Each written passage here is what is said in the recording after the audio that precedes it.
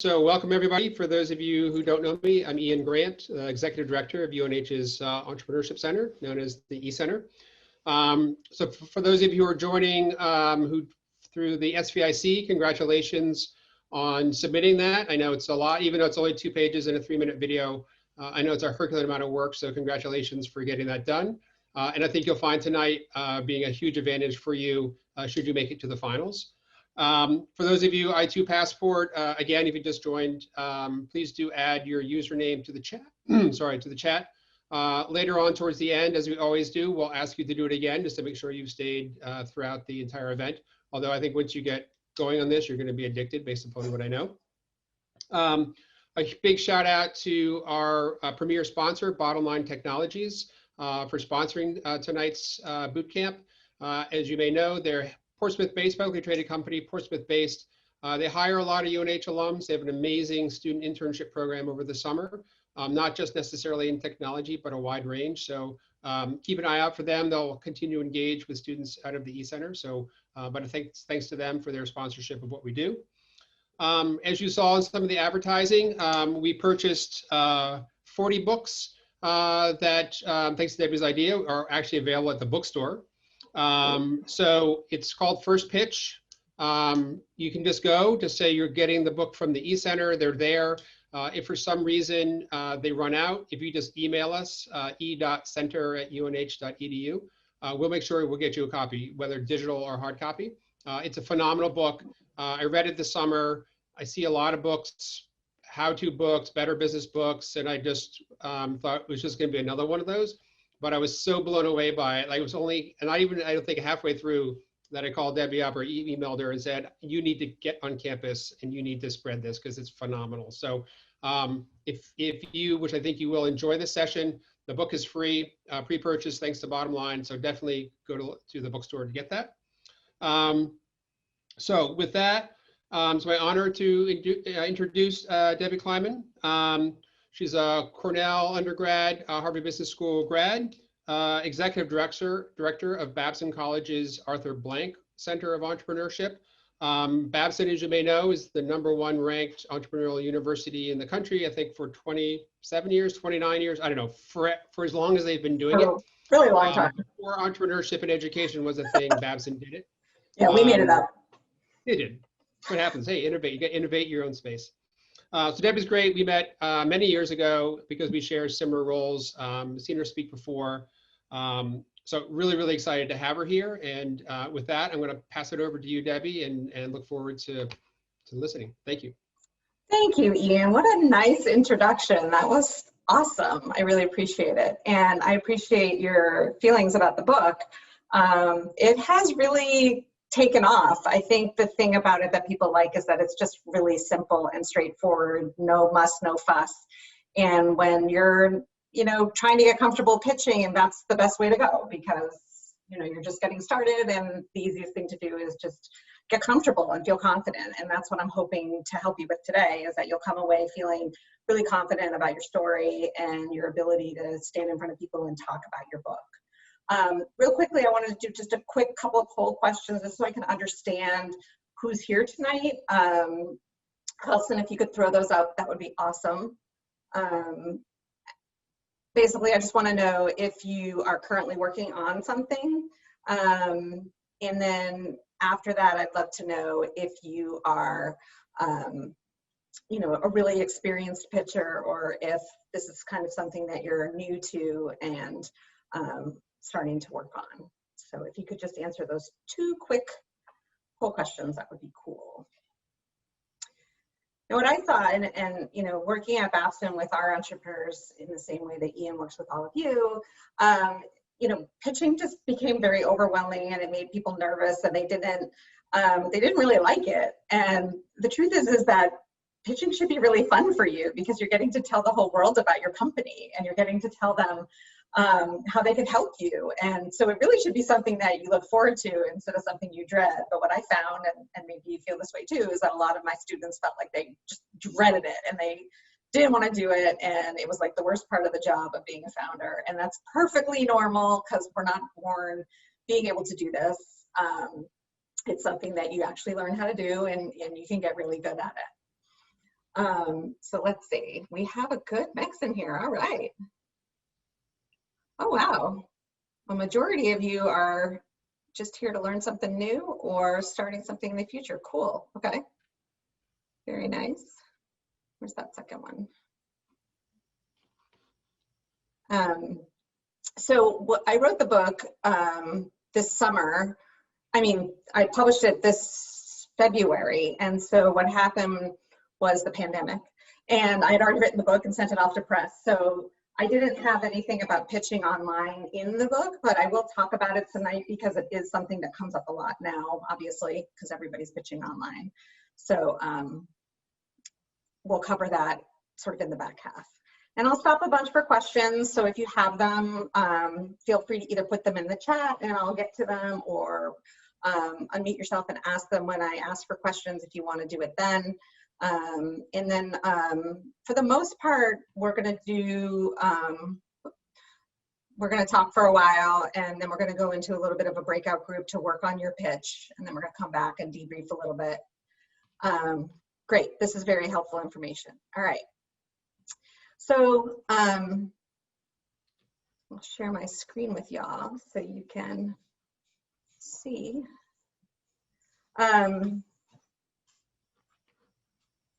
Right, hoping you can see that now. So first pitch is about pitching yes and no, because the truth is that you're going to have to communicate about your startup in many ways, and in many different settings and situations.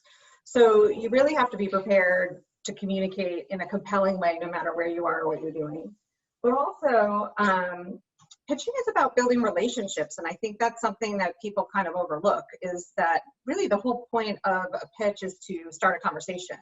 I often tell my students that if you get interrupted in your pitch and the person you're pitching to wants to get into a conversation, awesome, like don't let that throw you. That's like the goal, is to get them to stop you and dig in further, because then they know, they're listening, and you know that they're engaged with what you're talking about. And so it is kind of the goal to start a conversation or to get the next meeting. It's not really to make sure you get to every little thing in your pitch, or that it's like the best presentation full of everything ever. It's to start that conversation, get that next meeting.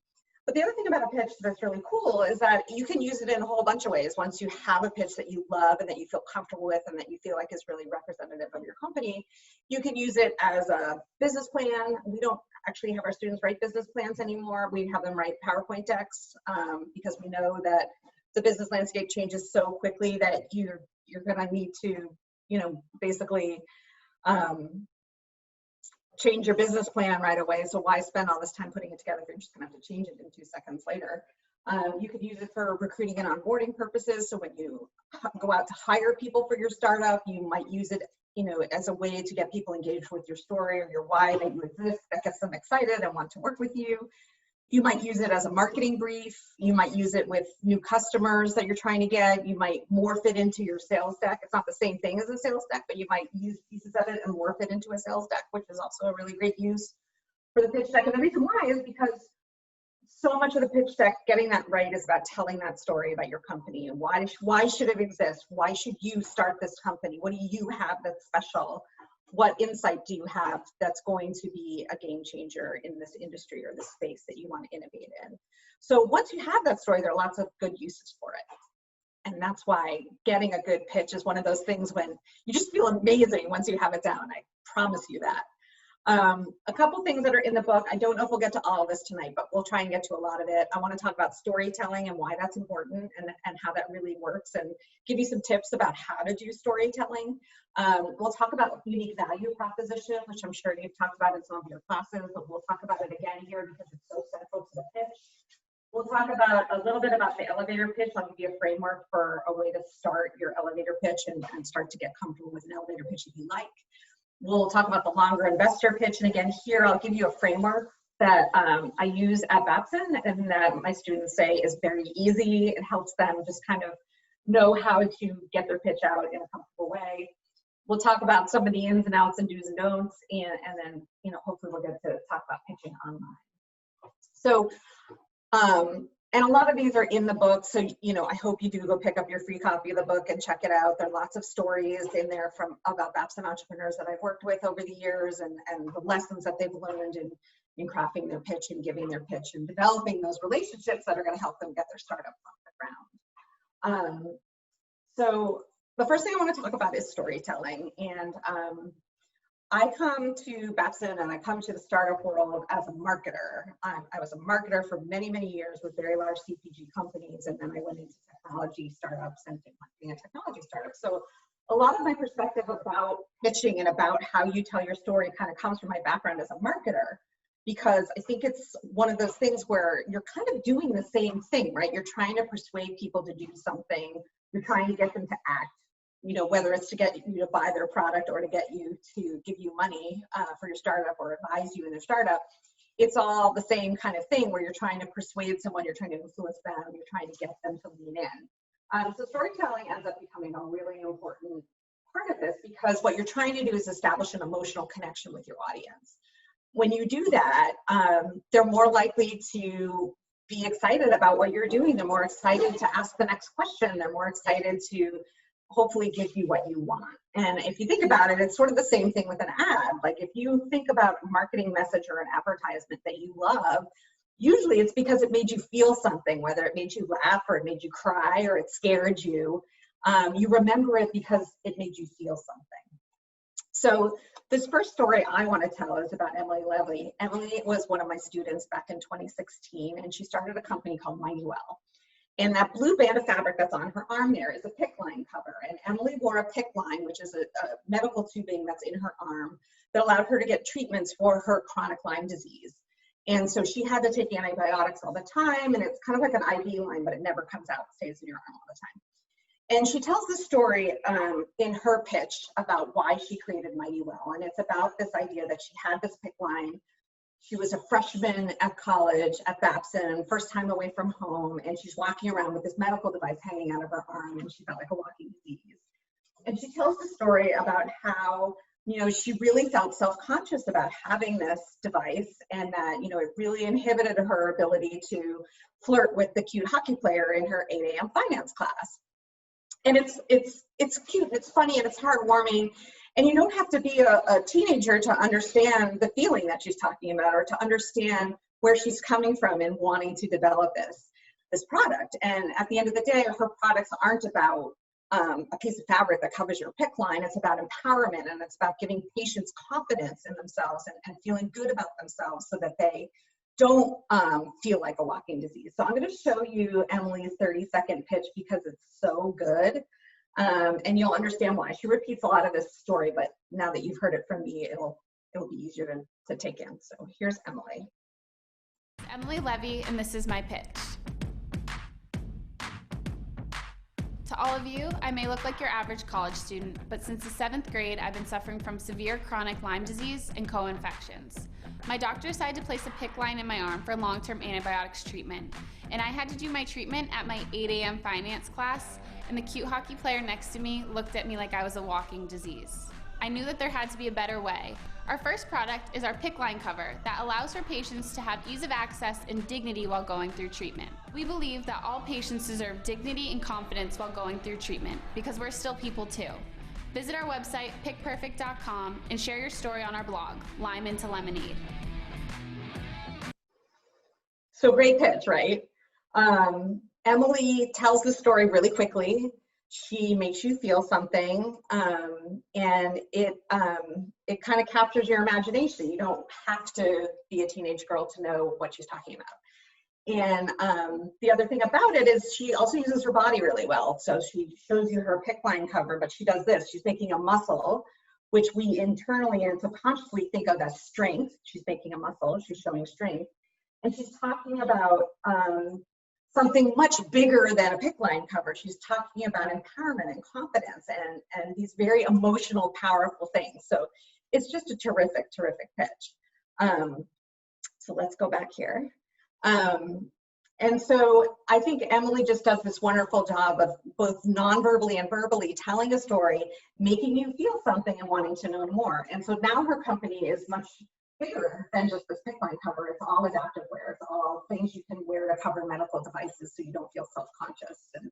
And it's a whole line of things, and it's a whole community of people who are really passionate about helping patients feel empowered. So I think that her pitch is a great example of stories that sell.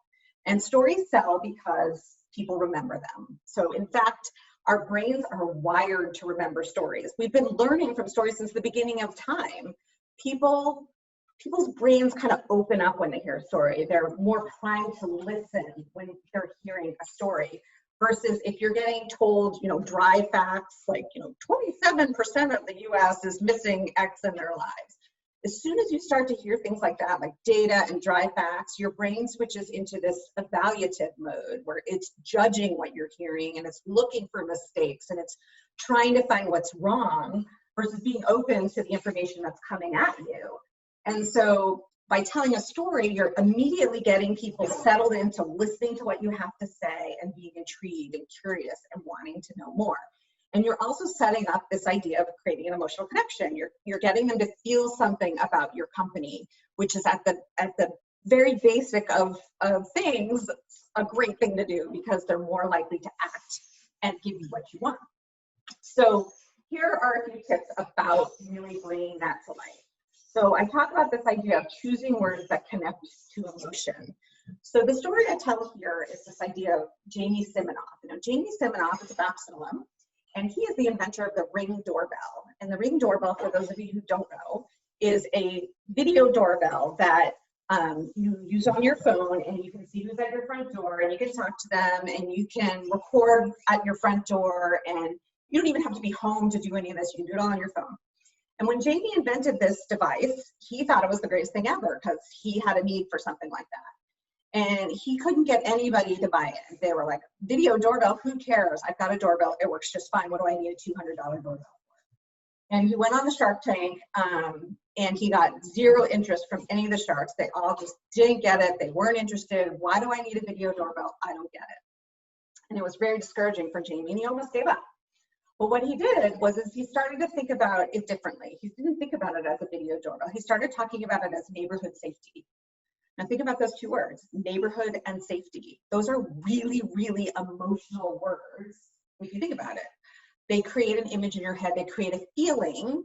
Your neighborhood is where you live. It's the street out in front of you. It's your friends. It's your family. Whoever you live with, whoever lives near you, that's your neighborhood. And safety also is a word that has a lot of emotion attached to it. When we feel unsafe, it's a very bad feeling. And when we feel safe, it's a really good feeling. So those two words together contain a lot of emotion. So Jamie started talking about his online doorbell Ring as neighborhood safety, as like the center of making neighborhoods safe. And that's when they really took off. That's when people really started to care about what he was building, because it was this much higher level concept. It wasn't just simply a doorbell anymore. It was this much bigger emotional thing that people care about. So I think that's a good example of sort of how you can choose words, the words you talk about and the stories you tell about your company in a way that's more emotional.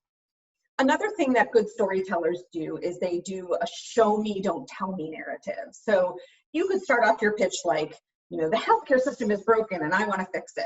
Well, that doesn't really help me very much. You're just telling me that, and I don't connect to that in any specific ways. I just sit there and I go, okay, tell me why it's broken. But if you show me, you're going to tell me a story about someone who tried to do something in the healthcare system and couldn't because it is so broken. So you're going to tell me the story of Hannah, who had to get her cancer treatments and bumped up against all this red tape, and tell me her story and tell me why it's bad and build some drama and show me that the healthcare system is broken and how it affects this one person. That story is way more meaningful to me. The other way to look at this is the idea that, let's say you're going to a new city and someone tells you you should check out the city, it's amazing, and they tell you to get on a tour bus and you take a tour around the city and you see all the buildings and the tour guide is telling you all about them and what you're seeing and putting it in context, versus if you go to a new city and someone hands you a map and they say go here and go here and go here and go here, which is the better experience, which is the more engrossing, emotional, evocative experience. It's the one where you're being shown things, not being told, this is an exciting experience. You're actually experiencing it and you're realizing it's an exciting experience. So That's the idea around show me, don't tell me. And that's a mistake that a lot of people make in their pitches, is they just do the tell me thing. And I don't want to be told anything as a listener. I don't want you to tell me things. I want you to show me. I want you to bring it to life for me and make me feel something. The other idea that's very related to this is metaphors and words that create an image in your head. So if I tell you to go run 100 yards, do you know what that looks like? Like, can you imagine that? But if I tell you to go run the length of a football field, you're going to know what that looks like, even if you don't play football. Even if you've never been to a football game, you've probably seen a football field, and you can imagine the green grass, and you can imagine the white lines and the numbers, and you can imagine the goalposts and the stadium. So I tell you to go run the length of a football field, at least something pops up into your head that is an image, versus if I tell you to go run 100 yards, you're going to be like, I don't really know what that is.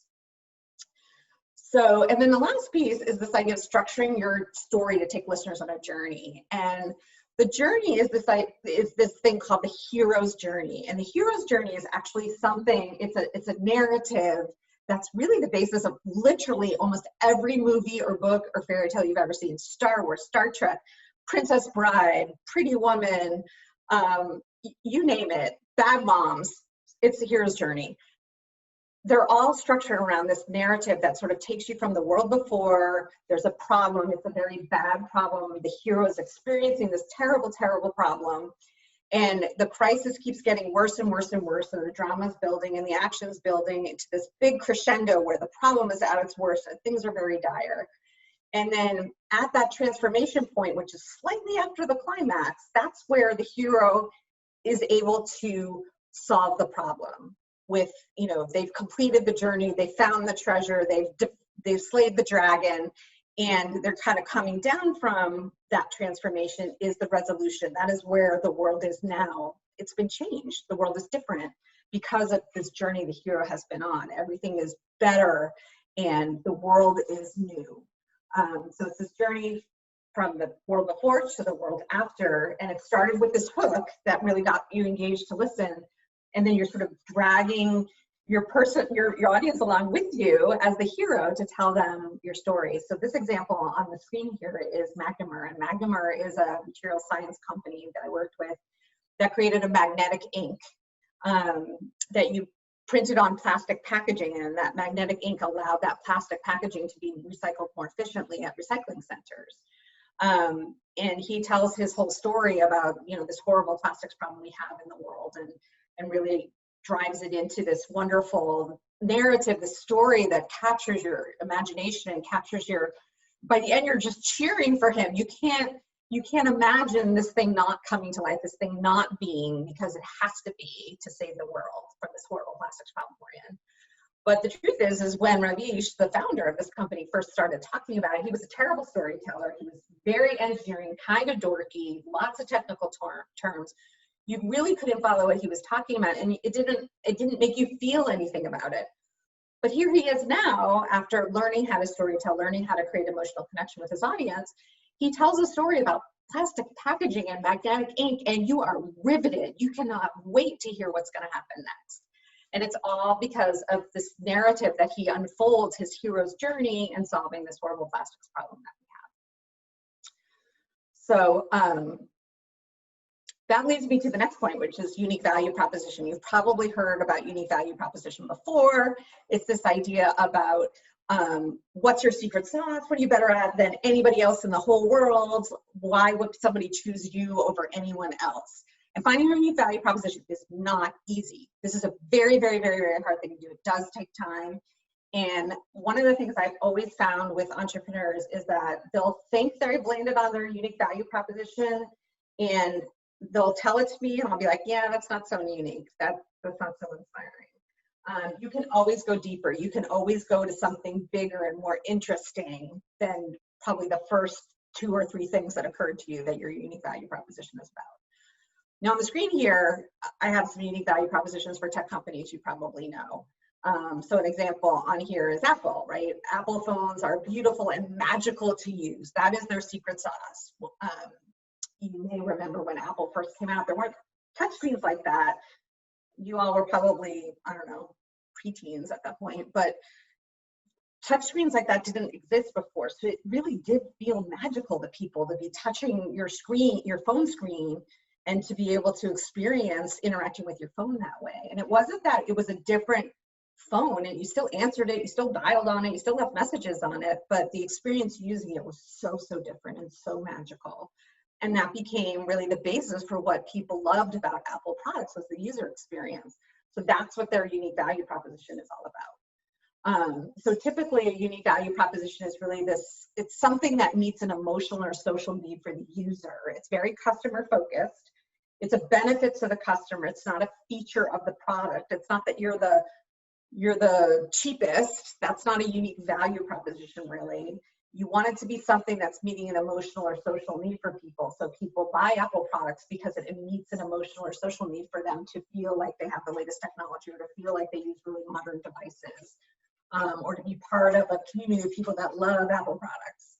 So it's a why or a how, not a what. And that's why unique value proposition can be so compelling, because it's something that's deep inside us. So again, it's back to this idea of emotionally connecting with your audience, finding ways to communicate about your company and about what you're doing in a way that is emotional, that is meeting deeper needs in people than just what seems to be obvious on the surface, seems to be what's up top. So I'm going to show you one more clip, and then I'll go to questions so we can just take a break and talk a little bit. But this clip is from another student who is pitching, and the neat thing about this clip is that she is talking about her startup called Playa Society. And what Playa Society does is it sells shorts and t-shirts, okay? Her business is about selling shorts and t-shirts, but not any shorts and t-shirts. These are shorts and t-shirts for female athletes who want to look like female athletes, not wear yoga pants and sports bras. They want to wear basketball shorts and t-shirts, and that's what their identity is about. It's about being that kind of female athlete, and female athlete culture of a certain type that's different than Lululemon, that is unique, that is very real and very important to a lot of female athletes that is currently being underserved. So listen to how Esther talks about her unique value proposition.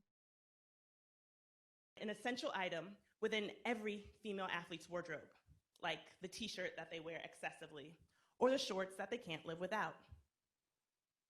We have built a community of athletes and allies, ambassadors and influencers, all whom are challenging gender bias every day and proving that there's no limit to what women can achieve.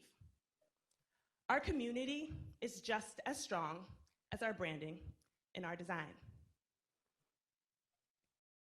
I didn't start playing basketball until I was 15. I couldn't imagine being an athlete before then simply because I wasn't exposed to women's sports. My story is just one example that representation is really important because girls cannot become what they cannot see. So I created Playa Society to change that narrative, to elevate women's sports, and to use sportswear as a platform to define female athlete culture, so that seeing women who play sports becomes as common as seeing women who do yoga, and so that t-shirts and basketball shorts become as essential as sports bras and leggings. Thank you. So I want to talk about that. What do you think of Esther's pitch? Did she move you? She was talking about shorts and t-shirts, wasn't she? Daisy, talk to me. I really liked, well, I think her closing line was really good. That like kind of tied it all together really well. But the way she talked about gender bias and brought in her personal story, I think made it much more emotional than just talking about shorts and t-shirts. That's right, that's right. She talked about it as a platform for female athlete culture, right? So that's a whole nother level from shorts and t-shirts. But she did it in a way that was really personal, right? Because she was talking about herself as a she was a professional basketball player in Europe. So she talks about it from her perspective. And I think that's also important when you're storytelling, is that you're talking about it from an individual's perspective. Often the story that you tell is your origin story. It is about why you decided to start this company and why you care about this problem, but it doesn't have to be. It can be a story of someone else's problem that you wanted to solve, as long as it's an individual. Don't tell a story about a group of people, because that allows people to not feel something about that, because it's just a group of people and it becomes kind of this nameless, faceless thing. It should be about an individual, a person who has this problem that you can then tell a story about that problem and how your solution is going to solve it. Anyone see anything else in both Emily and Esther's pitches that kind of struck them as interesting or different than things that they've seen before?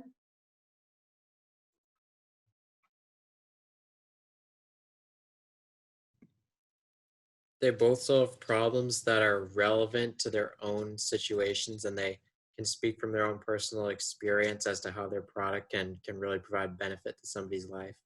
Yeah, that's nice. Good job, Jason. Anyone else? What was about their delivery that was interesting? Did you notice anything? Sorry. I noticed that they tend to move a lot, which is kind of nice because, at least for me, I can't be sat still behind the podium, so I can understand why they move. They're very dynamic with their hands, and more importantly, their inflection of their voice up and down like delivers the message in a much better way. It plays that more emotional side of the story.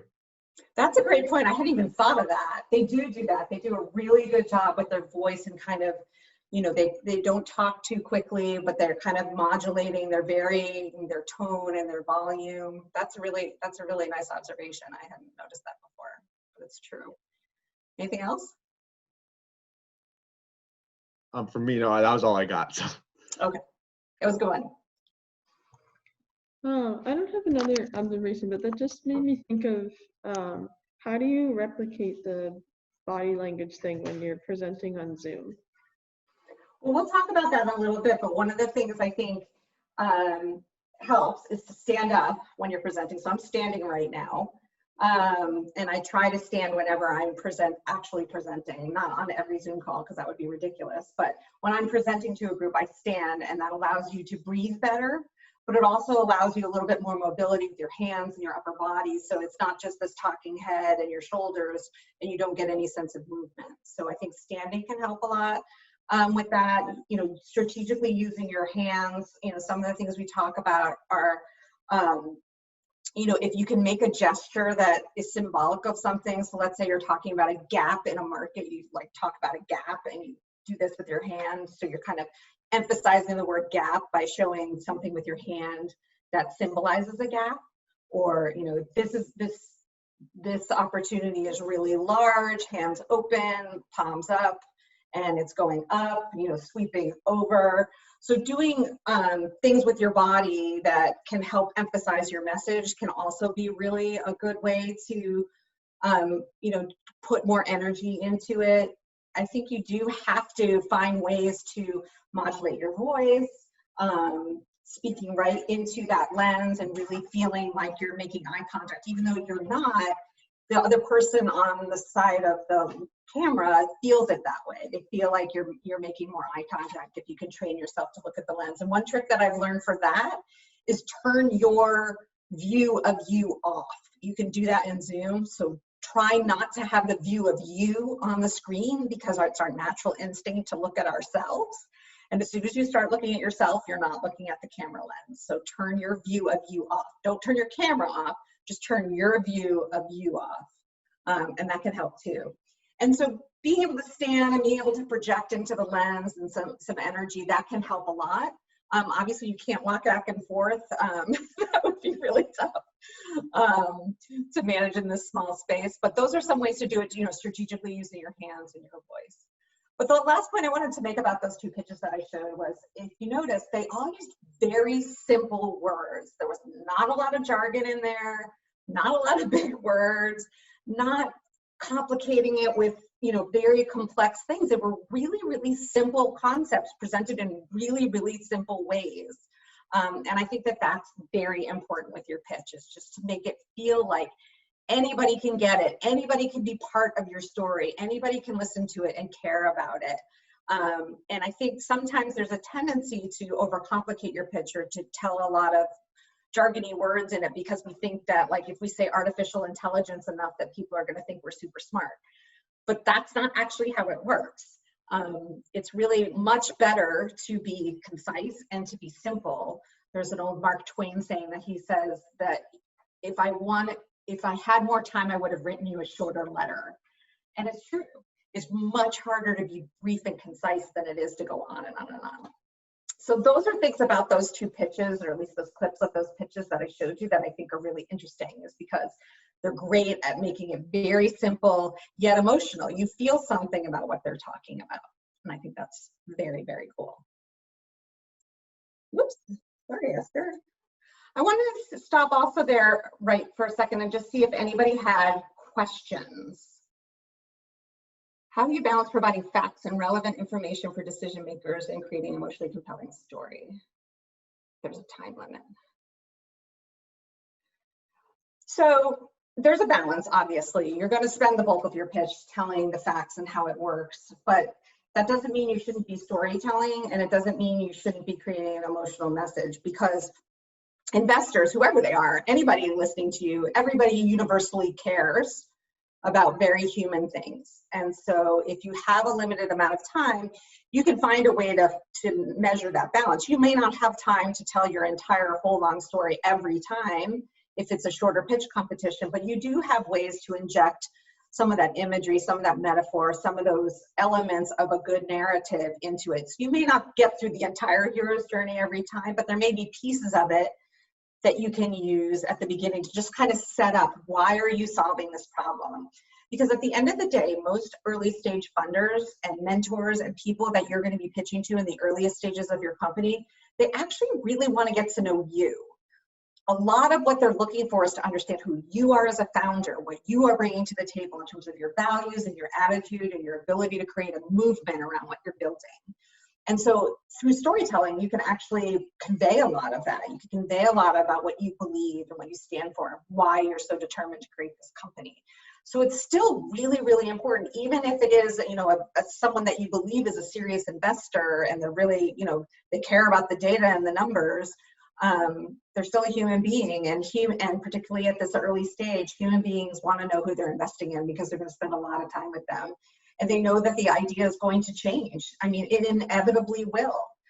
The idea will change, but you won't change as a founder, and your team won't change as a founding team. And so they really care about the people, the humans into this. And your storytelling is your best way to start, evidencing the kind of human you are and the kind of founder you are. So I think whoever you're pitching to, there's always time for storytelling. There's always time for that piece of, creating an emotional connection. You're just going to, vary the balance of it depending on how much time you have in it. Anyone else have a question? Anyone? You can unmute yourself and ask a question if you want to do that. Hi, Debbie, it's great to have you. Ian actually recommended your book over the summer and sent me a note titled, all caps, must read, buy now. So he's my best PR. This is phenomenal. Yeah, I mean, you should be paying him for the type of publicity he's shopping around. He's doing it all for free too.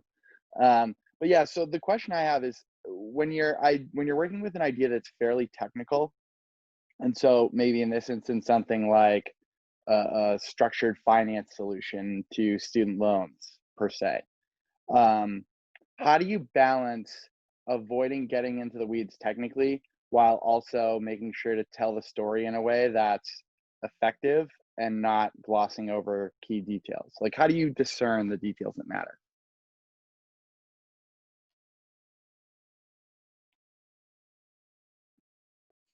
Sorry, my dog started to bark. No I think that this is the first meeting, so you don't have to get every detail out in that first meeting. Remember, the first thing you're trying to do is get that next meeting.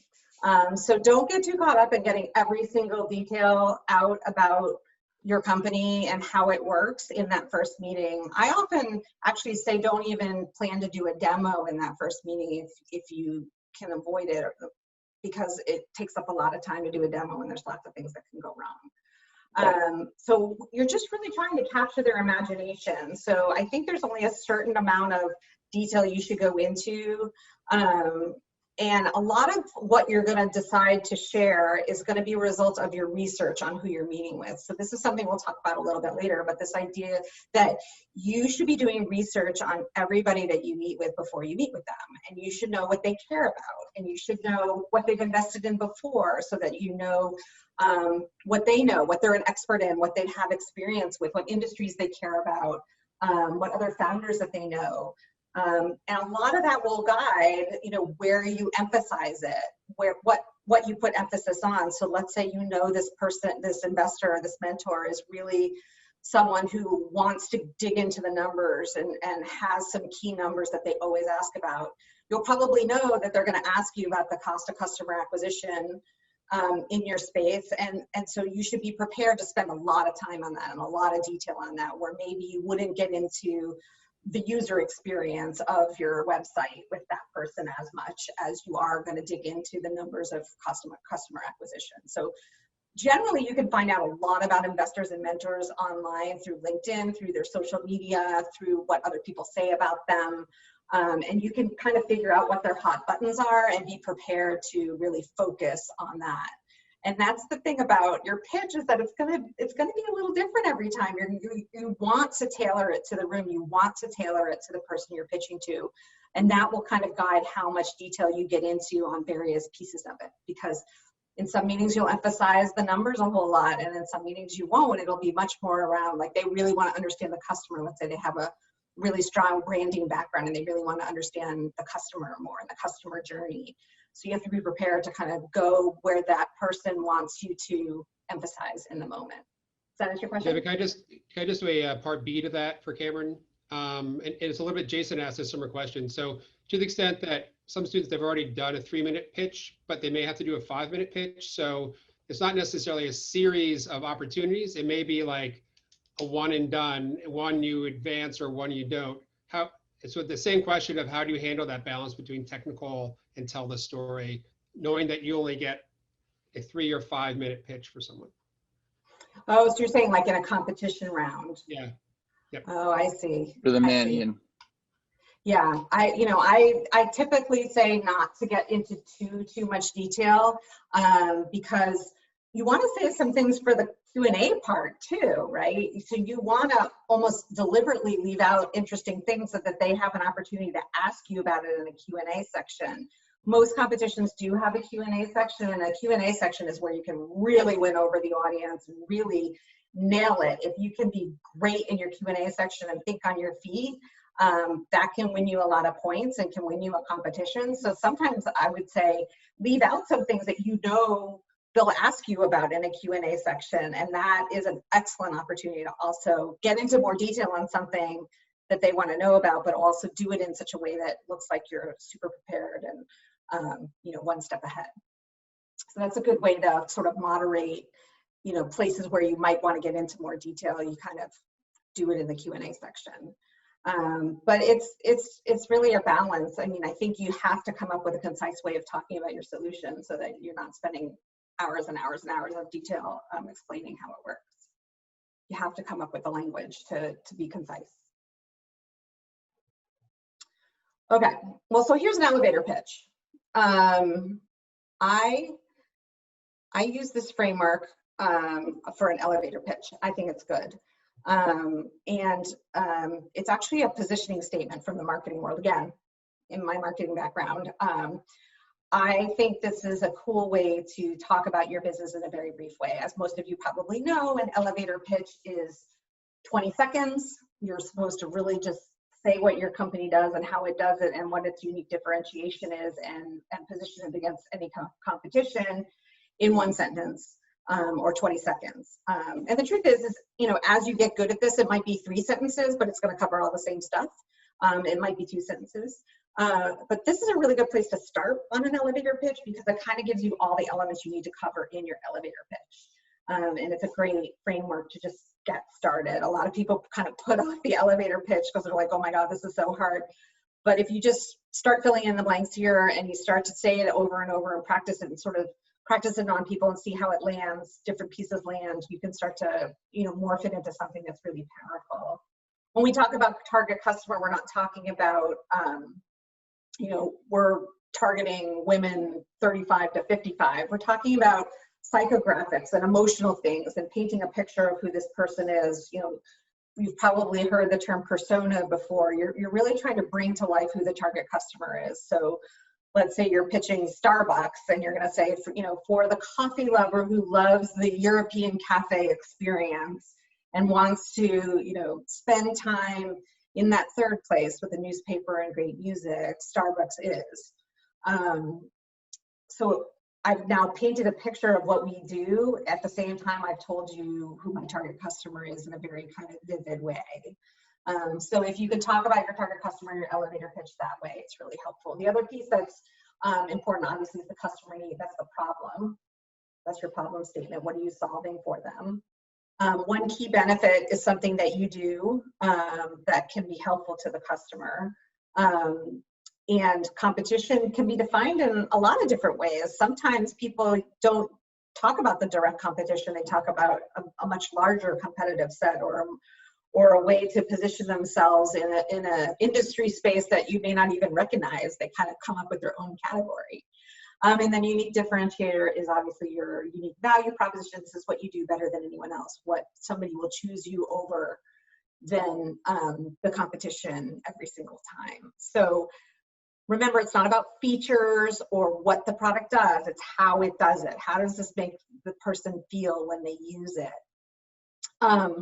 So I think this elevator pitch is a great starting point. A lot of times people will just start, if even this feels a little like too much, you can just start with the problem solution statement, which is just target problem solution, and just start with that little bit, and then you can build on the rest of this stuff as you go if that feels better.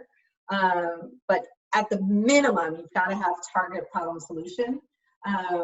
That's the minimum, and it needs to come out of you like breathing. It needs to come out of you in such an effortless way that you can rattle off what your company solves, like it's just part of you. And that comes with practice, and that comes with playing with different words and sort of seeing what feels comfortable for you and what resonates with people that you talk to about it. So I recommend starting with this framework and playing with words and trying to find a mix that feels really good to you. Now, as we know, for the investor pitch or the longer pitch, you need to include a lot more information, like we were just talking about, sort of trying to find that balance. Might be relevant to how I describe this framework. So this framework might be helpful for you in terms of deciding how to balance what you're going to talk about. The 4H framework is really just a framework for your talk track. It's a way to help you get through your whole pitch and guide you through your pitch without having a script, without speaking from a script. Please don't speak from a script. It's the worst. And particularly online, there's always this, there's this temptation to read a script because you think they can't see you reading from a piece of paper, but we know you're reading, we can tell. So don't read. But the 4H framework is a great way to it has these 4 guideposts, these 4 sections that you can get through, and that will help you, really tell an interesting story. And then still get through all the important details. So it goes like this. The headline is where you start. We know from the brain research, this is brain research that I was talking about at the beginning, there's also brain research that says our brains crave meaning before detail, which means you want to set the context for people about what they're going to hear about before you dive into all this stuff that you're going to tell them. And the headline is a great way to do that. The headline is the way that you sort of set up what you're going to talk about. Maybe you're going to talk about what industry you're going to go speak about. Maybe you're going to have something about your unique value proposition kind of embedded in there. But it's usually like a 5 to 9 word phrase that's on your title slide, or that you say.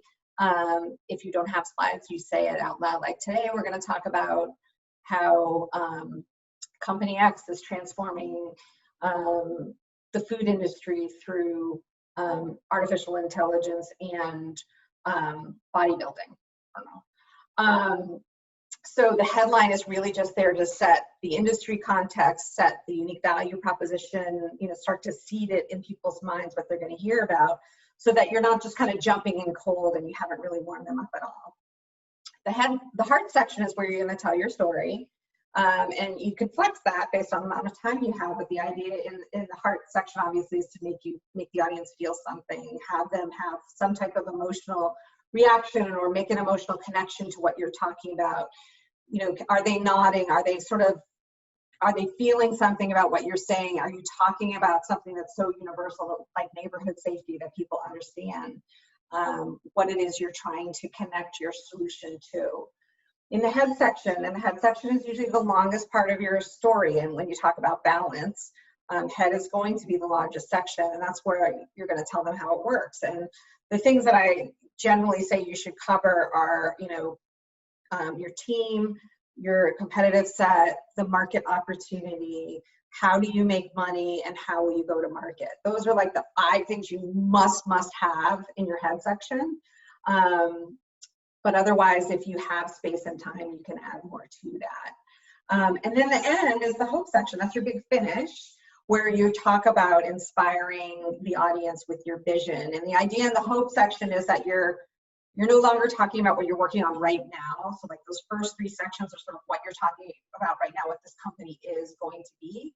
But in the hope section, you're raising it up on a whole other level to this bigger idea of how you want to change the world, how the world will be changed because your company exists. And it's a much bigger thing than just this product that you're talking about. We're talking about your vision for impact.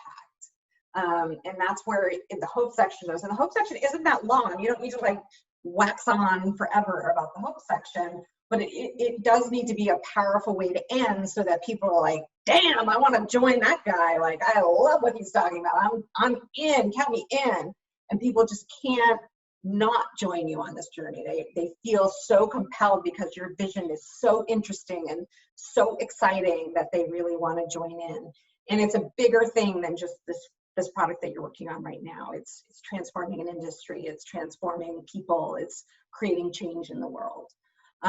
So what I use with when we work on it, and we'll work on this in a little bit, is this very simple guide where you're gonna create bullets for each section of your narrative. You're not going to write a script, you're not going to write it out, but for each section of your narrative, you're going to write out a bunch of bullets, and then you're going to make sure that those bullets connect to your value proposition in some way, so that I can look at those bullets and find your value proposition in there in each section. Because again, as I mentioned at the beginning, the value proposition is so important. It's what makes you different. It's what makes you defensible. It's what makes you special, so that you're going to win. And that's what investors and mentors are listening for. They want to know that you're going to win. So I did this for Airbnb as an example, because I think everybody knows what Airbnb does. And so what I talked about here is the headline. So I approached this in class. When I do this in class, I do it as if we're Airbnb in 2008, 2009, when it was first created. And again, there was nothing like this in the world. It was like this completely novel idea to stay with a local. But that was their unique value proposition, was this idea of connecting to a local market by staying with a local and really understanding the nuances and the specialness of a certain city, because you're making a connection with somebody in that city. So the headline on that first slide, and this actually was the headline on their first slide of their pitch deck from 2008, is book rooms with locals rather than hotels. So I immediately know you're talking about travel plans, and I know you're talking about, you know, something that's a substitute for a hotel room or something different than a hotel room. And I immediately know that there's something special about this idea of staying with a local. I don't really know what that means, but I'm intrigued. In the heart section, I don't know what they did in the heart section, but if it were me pitching Airbnb, I probably would have told this story about my recent trip to Barcelona that I saved for years, and I couldn't wait to go. And I ended up staying in the most expensive touristy part of town, but I didn't know it. And, you know, I was going to all these things that I thought were the real Barcelona. I was spending all this money to see Barcelona, but I missed the authentic Barcelona. I missed it. because I wasn't staying with a local and I didn't have the right inside knowledge to really know where the best tapas bars were, or the best flamenco dancing was, or the hottest section of the beach is, or the insider's guide to the best art galleries. And so I really missed it. So after saving for years and years and years, I ended up wasting all this money on an expensive hotel room that I was hardly ever in, and I still missed the beautiful part of the city. But what if I could stay with a local? What if I could stay with someone who knew the answer to all these questions, and at the same time, you know, do it on a budget? How amazing would that be? And so then they go into the head part of their pitch, which is, you know, how they make money. You know, it's a giant market. Budget travel is a giant market. You know, how does the platform work? It's a marketplace. You can search online. You can read reviews. The host earns money. We get a cut of every booking. We're going to use pictures and profiles to make it really come to life for people, right? So I'm staying at a pretty high level describing how it works. But at the same time, people can start to nod and say, okay, I get how this works. And at the same time, I'm still connecting back to this unique value proposition of connecting with a local in that local market. You know, and that it's nothing like the competition. There's nothing like it out there, and it's a huge opportunity. Now, my hope section is the best, because then I get to talk about, you know, a game-changing idea in the travel industry. Travel is transformed. We all become global citizens. You're connecting to local people and having unique experiences in every city that you go to. The world is more connected, and traveling has a whole new dimension. You know, can you see yourself at the table making this happen? Can you want to transform the entire world of travel and make the world a more connected place? Yes, I do. I want to. And you can see everybody raising their hand in their room and like dying to get involved and wanting to give these guys money. So this last slide is just showing you the short version of how this plays out.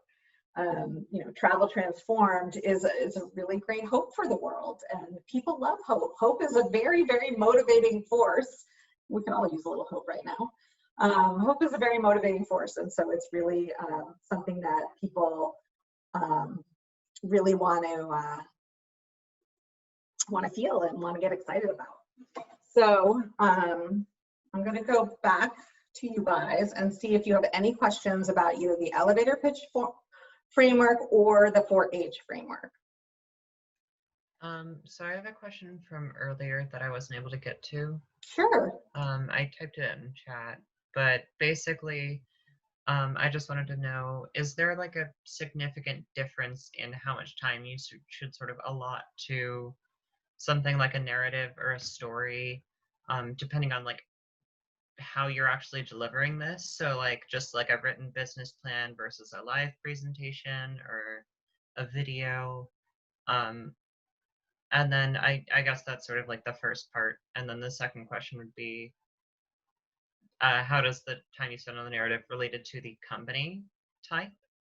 So for example, if you're like a business to business company, how exactly do you pitch a story to consumers? Because it doesn't necessarily, like the actual operations of the company don't necessarily relate to them.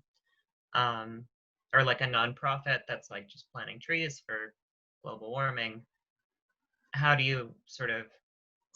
Oh, well, they're great stories to tell there. And, you know, business to business companies definitely have a narrative to tell. Businesses are made up of people and human beings that have motivations and desires. So what is the motivation and desire of the people that you're solving this problem for? Why would they buy your service for their company? So again, it's about individuals, it's about people. Even if it's a B2B company, it doesn't have to be a B2C company to have a really interesting story or narrative to it. It can be enterprise software, and you can tell about the problem that you're solving and who you're solving it for. In an industry, one of my students created a software that allowed hospitals to do a better job scheduling operating rooms for medical device reps, because they have to be in the operating room when a surgeon is implanting a medical device. The device rep has to be in the room. Well, that sounds like how could you possibly tell a story about that that's interesting? She tells a fascinating story about that. Like, being in the operating room, something goes wrong because the scheduling isn't right and the pieces aren't all there, and this is dire, these are people's lives at stake, you know, there is a story to tell in a business to business capacity, no matter what. And particularly also for a nonprofit, there's always a story to tell for a nonprofit, because a nonprofit is obviously trying to have some kind of social impact in the world. So trying to tell a story about an individual, again, an individual that is being served by this social impact nonprofit is a great story to tell, because you're going to talk about a life that's been transformed because of something that's been created to have social impact or be a nonprofit. So another example of that is a student that has a foundation that's trying to stop child marriage in Asian countries.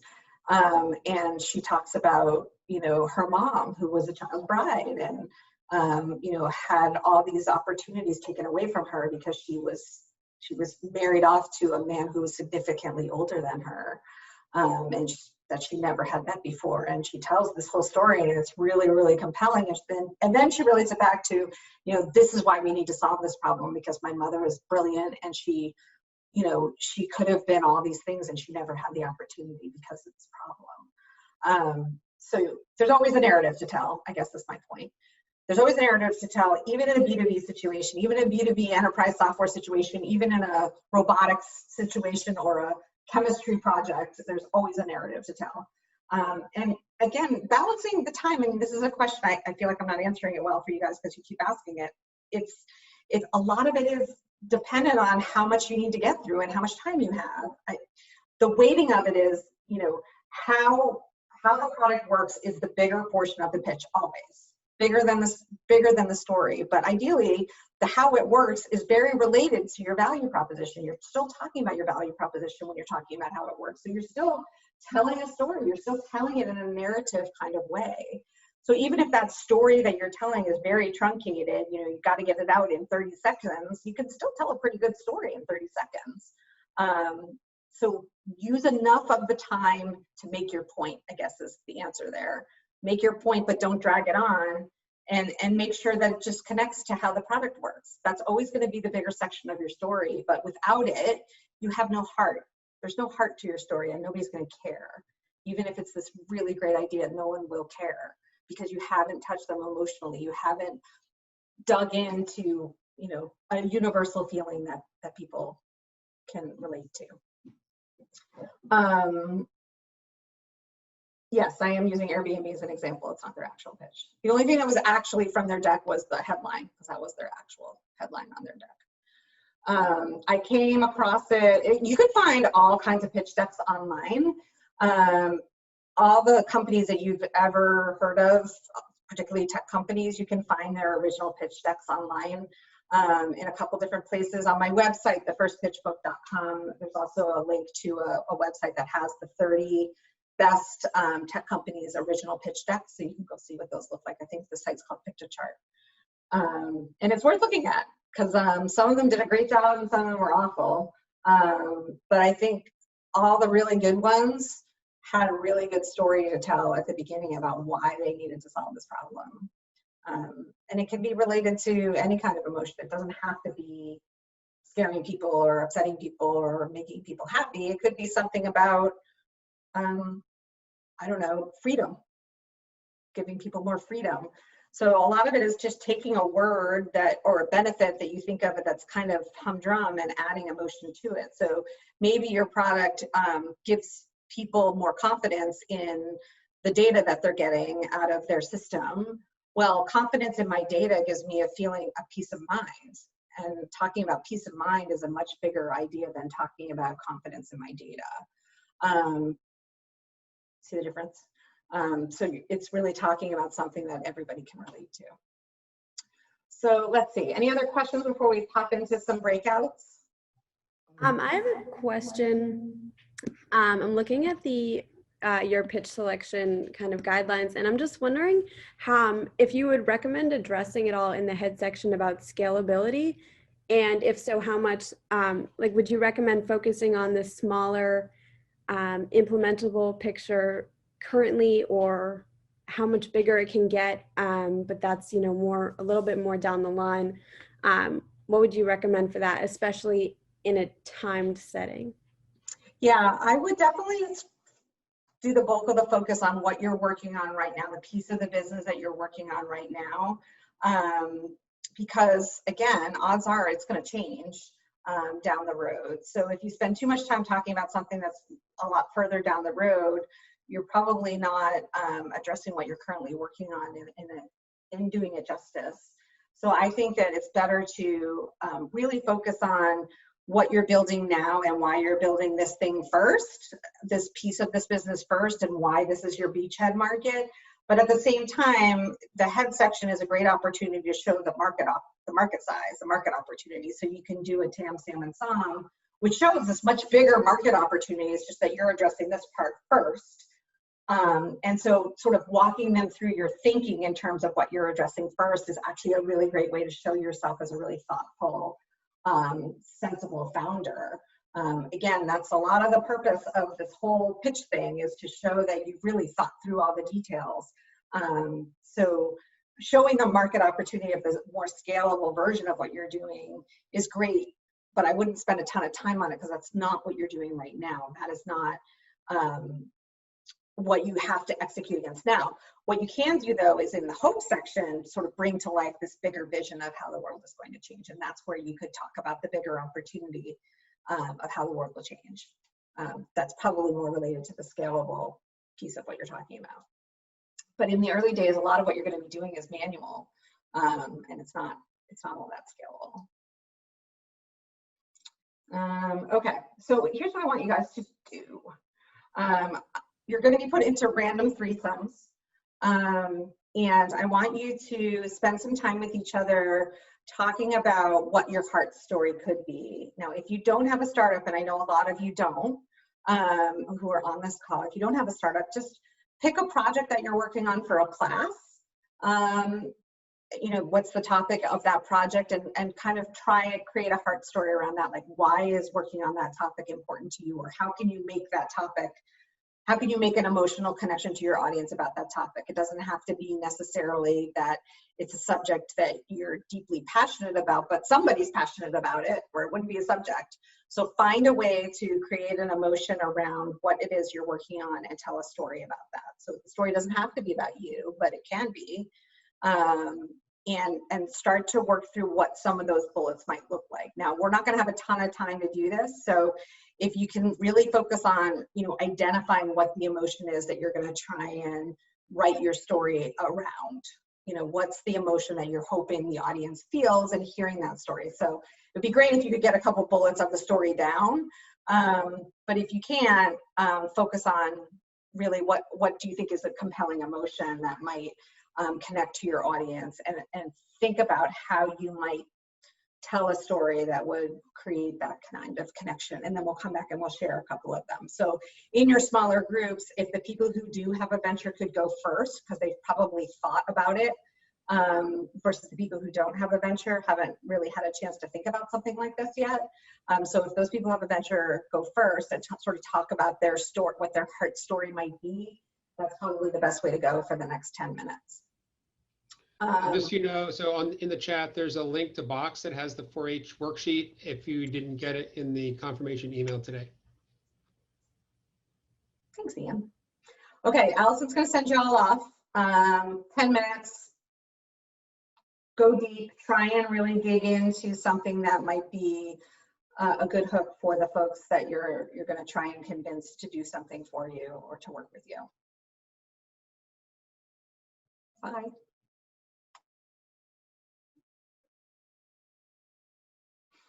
Hey, Ian, how much time do they have for the social innovation challenge that they're presenting?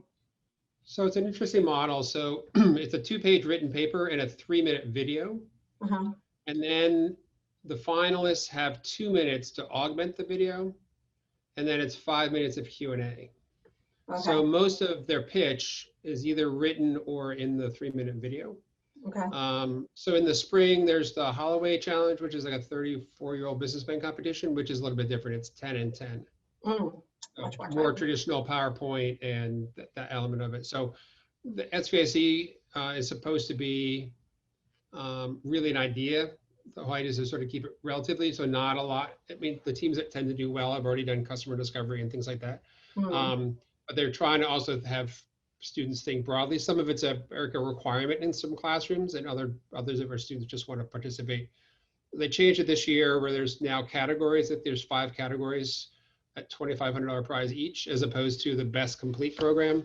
So there's pros and cons to that. I think what ended up happening was that teams that have been working a lot from the eCenter for the last year or so clearly had a huge advantage because they've done customer discovery, as opposed to the student who started it 6 weeks ago. So now they're looking at, best financial model, best impact, best, there's several different categories, I think, to encourage the fact that it is earlier stage idea creation. So it's sort of like our rocket pitch event, I think. Yeah, a little bit. Hold it. 3 minutes and 3 PowerPoint slides. Allison, can you put Sailor and Ella in a room? Yeah, I just assigned Ella, and Sailor is assigned. She just hasn't moved. So okay, that means she's probably away. I'll put him in the waiting room otherwise. Okay. Yeah, I mean, you could still tell a good story in 30 seconds. I mean, you don't need hours no, absolutely. to tell a good story, but it is harder. It's that whole idea of brevity is a lot harder. It's everything.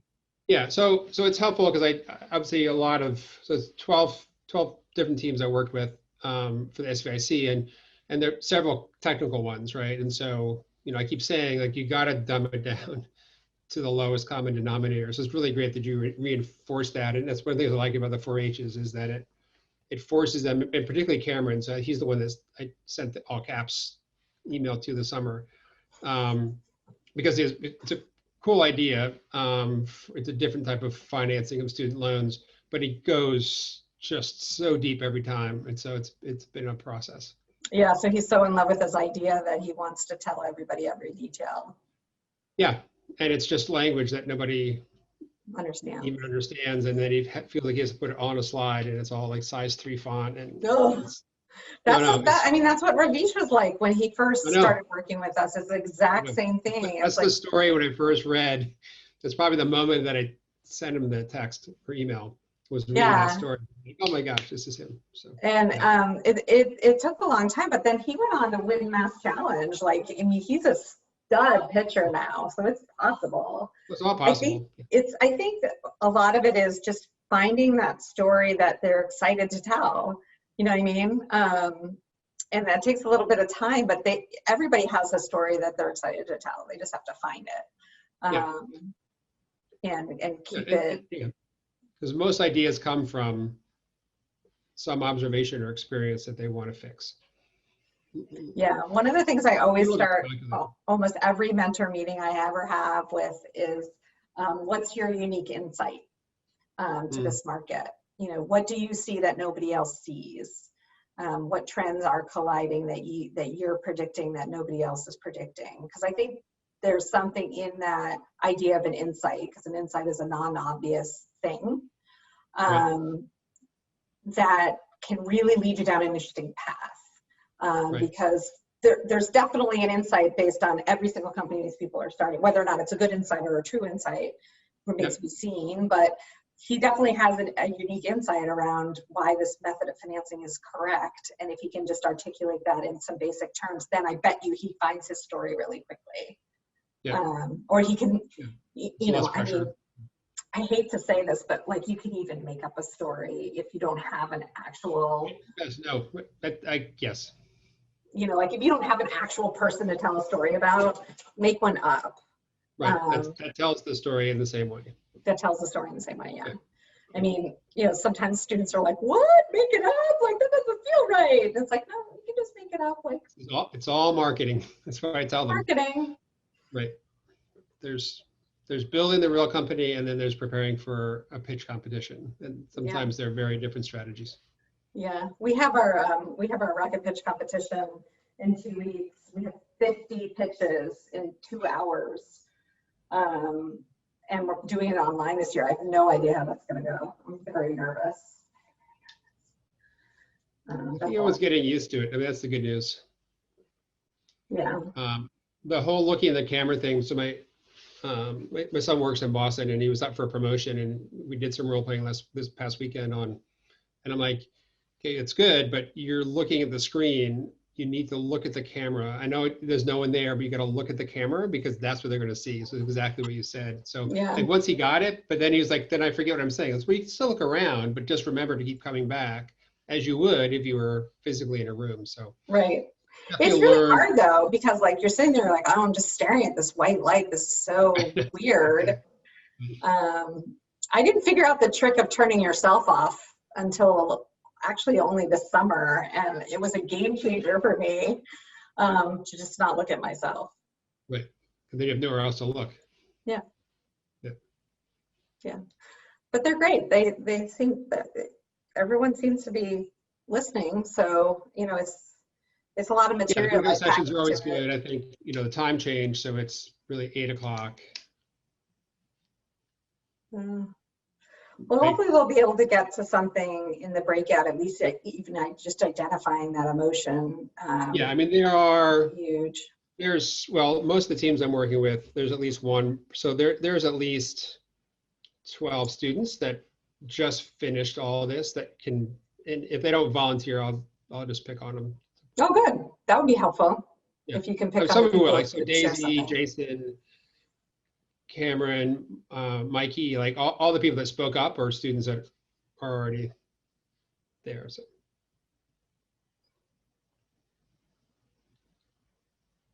Yeah, that would be helpful, I think, so they can learn from each other.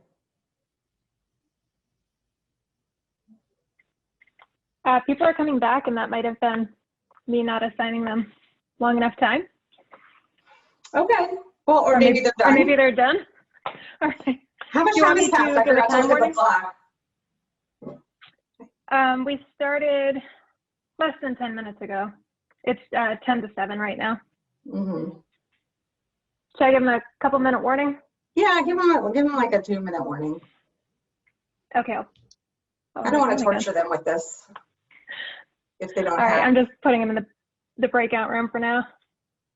Yeah, I mean, I was surprised at how when the poll came back, like 50% of them said that they weren't working on something currently. Yeah, those are probably I2 Passport.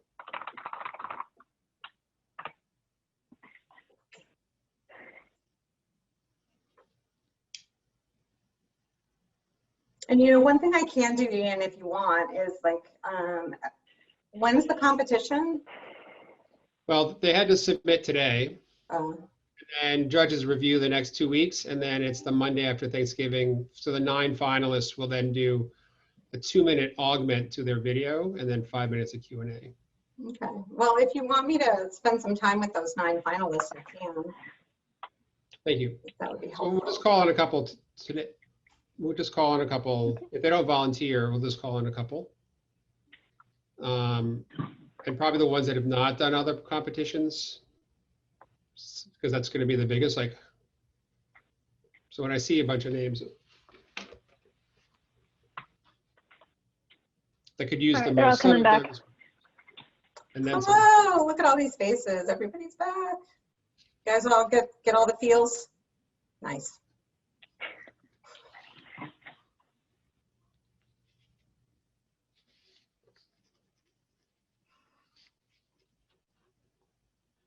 So one of the things Ian and I were talking about is just this idea of like, sometimes if you just sit down and you sort of go back to why you created this company to begin with, or why you came up with this idea to begin with, like think back to that origin moment or that insight that you had that said that this problem needs to be solved. That is a place, if you go there and you kind of hang out there for a little while, you might find what emotion it is that you're trying to solve for. And just kind of remember back to how you were feeling when you thought about that problem or when you experienced that problem yourself, if you have experienced that problem yourself. There's probably some good emotion in there for you. And if you don't have a person exactly, like you don't have the exact story in real life, you can, it's okay to like kind of fudge a story a little bit too, as long as it's about a person. You know, maybe they're missing one detail that would make it an even better story. It's okay, you can tack on that detail and make it work. Like, don't feel like somebody's gonna like check your story that it's all 100,000% true. It can be a collage of stories that you've made into one person and represented by one person. So let's hear a couple of examples of what some of you came up with for your heart story. Does anyone want to volunteer before we start cold calling?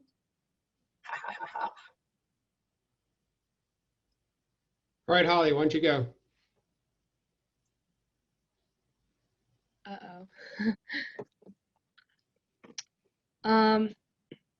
Should I share my idea first and then talk about a story? Yeah. Okay. So my idea, I'm working with an alum as well as Ian as our advisor. And our idea is to create an app similar to a food tracking diary sort of app like MyFitnessPal, but rather than tracking health, it is tracking sustainability of your food. So basically it will, you scan in or manually enter your food that you're eating, and then you'll receive a rating each day on how sustainable you were, and then there are benefits such as discounts on sustainable foods and things like that that come along with it. And the goal is so that people can enhance their own personal sustainability. Yeah, so I guess my story, I didn't think of it too much before this pitching bootcamp, but is that personally I follow a plant-based diet. And to get there, I kind of had to make a lot of decisions based on extensive research that I did. So it took a lot of time for me to be able to balance my nutrition, to stay very active because I'm a pretty active person, as well as reduce my impact. So using this app, other users will be able to kind of gain that knowledge on how sustainable they're being, as well as how nutritious they're being, simultaneously, while not having to conduct like hours and hours of research. So it will save them time and reduce their footprint and maintain their health as well. Wonderful. So how am I supposed to feel about that? What's your heart emotion that's in that story? Because I heard a couple, so I'm curious what you came up with. I'm not quite sure on this one what you're supposed to feel. Maybe. Well, you're talking about saving people time, so that's kind of rational, but how can you level up saving people time into something that's kind of emotional? I'm not too sure. So freedom's one word that you could talk Okay. about, saving people time. You're giving them the freedom to make good choices. Okay. Right? Yep. You're giving them, you know, convenience is always an awesome benefit, but convenience is also very functional in terms of, you know, not feeling very emotional. So you're also providing something that's convenient because they don't have to spend time on that. So what's the ladder up from there? Like, how do you feel when you're making sustainable choices? You feel good, right? You feel great that you're making sustainable choices. So maybe you're feeling a sense of satisfaction or a sense of accomplishment that you're actually able to make an impact on the world by the choices that you're making in your eating habits. Contribution, maybe. Sorry. Contribution to the greater good. Yeah, that's excellent. So like feeling that you actually can make an impact with these what seem like small choices can provide an overall really, really high level of feeling good to people. You know, feeling like they are changing the world one small step at a time. Right. And so, you know, particularly with things that are, you know, based on having a sustainability element, you can play out this whole long chain of impacts, you know, this ripple effect that a sustainability choice like this would have. You know, that your small choice, you know, like my 5 small choices are going to make 25 full differences in the world by the time that calculus is done. So having impact has emotion set up to it. Feeling accomplishment has something emotional set up to it. There's a sense of satisfaction, maybe. Mm-hmm. And then I think freedom is an interesting one there too, just because you're choosing to have this plant-based diet, and so you want to choose to do it a certain way, and so this app is going to allow you the freedom to make those choices and feel like they're easy to do, and that you want to do them and make it fun and interesting. Right. So you're sort of getting away from all those functional things like, oh, I just saved you time. Well, that doesn't compel me a ton. Right. It saved me time. But if you're able to make me feel really good about making sustainable choices, and then I'm able to do that with freedom and with ease and with, happiness, Mm-hmm. I'm going to be more compelled to use that. Right. Great. Thank you. Who else? Like Cameron and Alice have their hands up. So thanks, Ian. So I kind of alluded to this when I asked my question earlier, but the idea is essentially a non-debt alternative to student loans for higher ed finance. And it basically works by having the highest earning students cross-subsidize the lowest earning students. And it's, a quasi-equity, entirely income-based system. So the heart aspect would be, we all know someone that's been buried in student loan debt. If you don't know someone, then you probably live in Greenwich, Connecticut, or something to that effect, because the reality is it's such a fundamentally systemic problem that everybody knows somebody that's been affected. And so the kind of magic that makes this so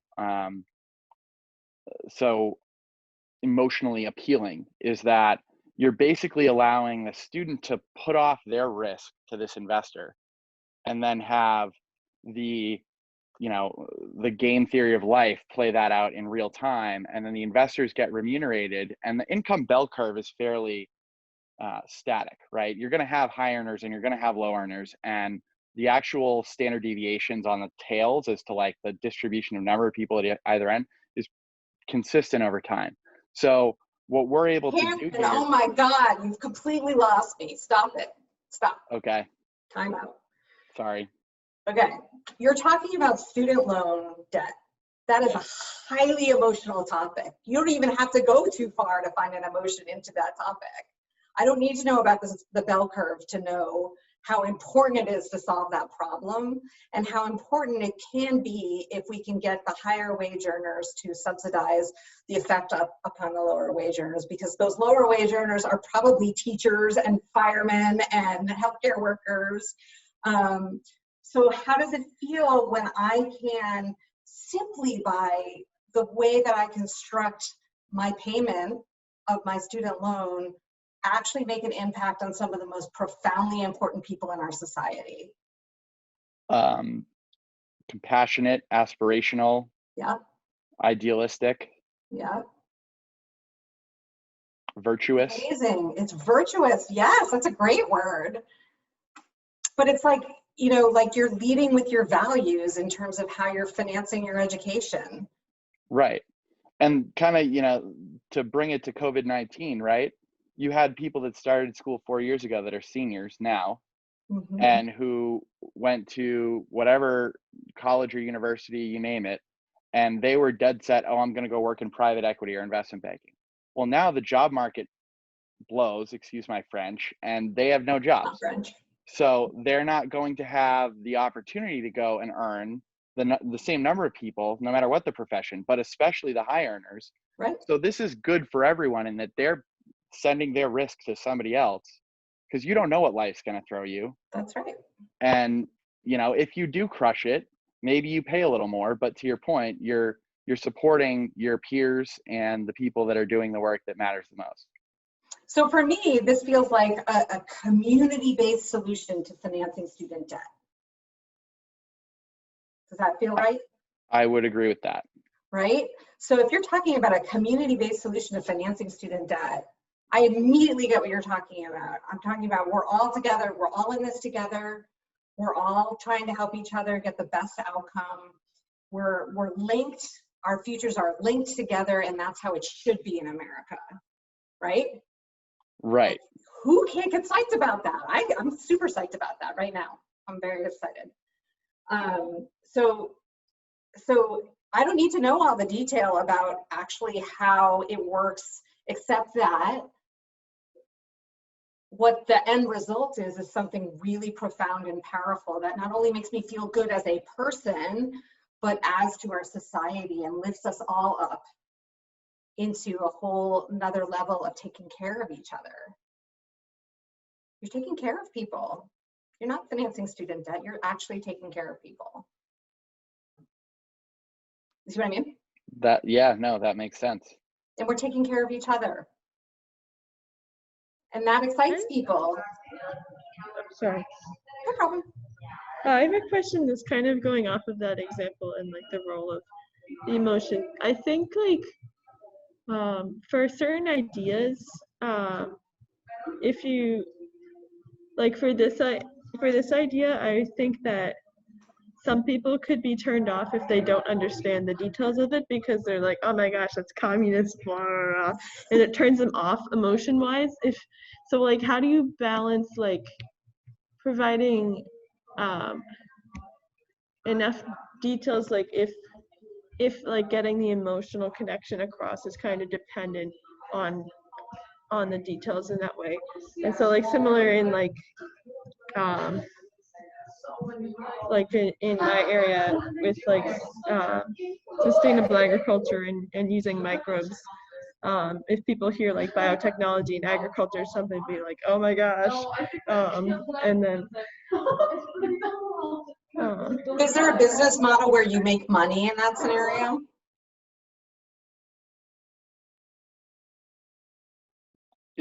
Who is that directed at? Sorry. Kelsey, when you were talking about that example, is that a business model that makes money, or is that a nonprofit that you're referring to? It's like a social business, so it does make profit, but it's not like the point isn't to make profit. Yeah, but it does make profit, right? Yeah. So who can't get behind making profit? Wait, what? What I mean is that nobody's gonna say that's a terrible idea because it feels like communism to me. They're just gonna think that the business model doesn't. They may disagree with your assessment of how the business model works, but they can't deny that emotion related to being involved in that kind of business exists for some people. It may not exist for them, but it's something that they would understand that might exist for other people. And that's all that matters, is that it's something that they can think about and sort of say, okay, I get that. It's sort of like, so that's like referring to investors, I guess. Yeah. So it's sort of like Emily Levy, right? She got lots of people to invest in her company mighty well, but none of them are a teenage girl in their freshman year in college. But they all knew exactly what it felt like to be in college and feel awkward and feel not confident in, how you were appearing. So as long as it's an emotion that people like can understand and know exists, it doesn't necessarily mean that they felt it. Ideally they felt it, but they might not have. But at least they know that that exists and that's a true thing. And so it still works. So even if you don't agree with the business model, if it makes money and it's actually an emotion that exists in the world, then you can't say. Well, I guess I was kind of thinking that like understanding more details of how it actually works would like broaden your audience of people who are emotionally invested, because if they understand how it works, then you're like you avoid like turning certain people off or certain sectors of your audience off. Yeah, I mean, I agree. I think there's a certain amount of detail you do need to add so that people understand how it works. But if you go too far into detail, then you're gonna miss the part. You might miss the part where people start to feel something about it, because again, your brain kind of switches into that evaluation mode and it's looking for errors and it's judging the idea versus, operating on that listening mode where you're kind of taking it in and feeling compelled to help. So there's definitely it's a fine line in terms of sharing enough detail so people understand how it works, and but also not sharing so much that you start to get bogged down in jargon and tangential ideas. You really have to focus on what is the core idea of this thing, what is it doing, and who's it doing it for. If there are other layers of it, great, but now is not the time for that. Like, you can get to that later. Just focus on what is that core idea, what is that core thing that I can feel something about, and start there and really nail that. And if you find that you can nail that over time in a short amount of time, then you can build in other elements. But make sure you get that first part really, really great first, and then you can build in other things if you have time. So I think it's Alice and then Jessica Manning. Both of you guys had your hands raised. So Alice, why don't you go first, and then Jessica Manning. Okay. Yeah, so my idea is Matterverse systems. I've been working with Ian over the past year on this project. So I guess here's my pitch. So as a kid, I was told that like everyone needs to do our part to solve climate change. Everyone needs to recycle. Everybody needs to, you know, do their small little part, and it'll build up and it'll fix everything. But the reality that we've come to in 2020 is that that's no longer an option we can really push off. Scientists have said that by 2030, we might reach a tipping point that's going to cause a domino effect that we can't really stop, and just cause widespread environmental issues across the globe. And even though nowadays, you know, renewable energy has become more affordable, I believe there was a recent report saying that solar and wind are now even more affordable than coal or gas or any other type of energy. We still need to clear the debt that we've already made, the impact that we've already made on the earth. And in order to do that, we need to tackle the two most dangerous and prevalent greenhouse gases in our atmosphere, which are CO2 and methane. So my approach to this issue is sort of a two birds, one stone solution. By using, so CO2 is plant food. Plants intake CO2, they process it, they spit out oxygen. So basically, my idea is to have a carbon capture system which takes in CO2 from the atmosphere, or takes in just air from the atmosphere, pumps it through a filter, and the filter is a membrane that basically splits off anything that's not CO2. So now we take that CO2 and pump it into a greenhouse, and because this greenhouse has higher levels of CO2, it can actually grow things a lot faster than a normal greenhouse. Specifically, what would be grown in this greenhouse is an algae called Asparaginus taxiformis. That's not the important part. But the important part is that when this algae is fed to cows, it can reduce their methane output by up to 90%, which is much more than I thought going into this project. It sounds too good to be true, but it's definitely a very important way we can actually do this, because the thing is, cows produce 18% of global methane emissions by just burping and farting. I know it sounds kind of ridiculous, but it's actually, it's a really, really big problem. And this algae solves that if you basically use it as sort of a nutritional supplement to these cows. See, and for you, I would actually flip your story. So you start at this very high level of climate change. I don't need to know all that. I would go right to the cow. I would start with the cow, because that's going to hook people. Let me tell you a story about a cow. People are going to be like, where the heck is she going? I'm absolutely going to listen to this because I want to know a story about a cow. You know, let me tell you a story about a cow.